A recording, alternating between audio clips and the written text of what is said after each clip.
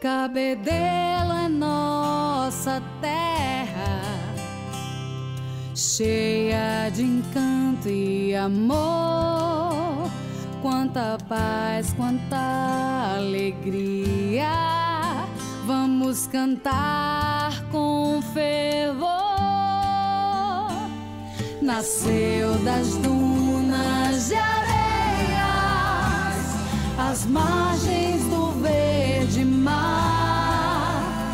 Tem o passado heróico que nos faz muito evocar suas jangadas, seus pescadores, suas praias e seus amores.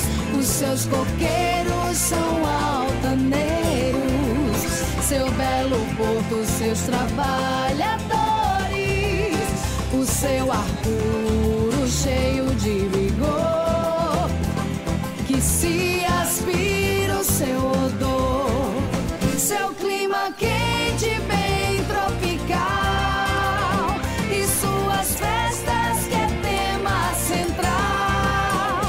As ruínas da fortaleza, iluminadas ao luar, e a Santa Catarina na capela em seu altar, na velha matriz do centro, a missa do galo cantar.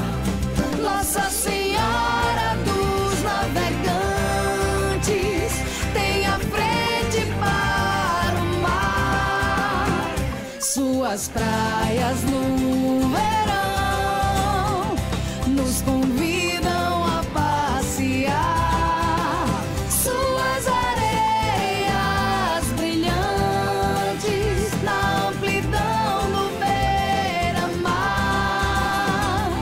as suas constelações sobre o céu a iluminar, e o farol da pedra seca no arrecife a lampejar.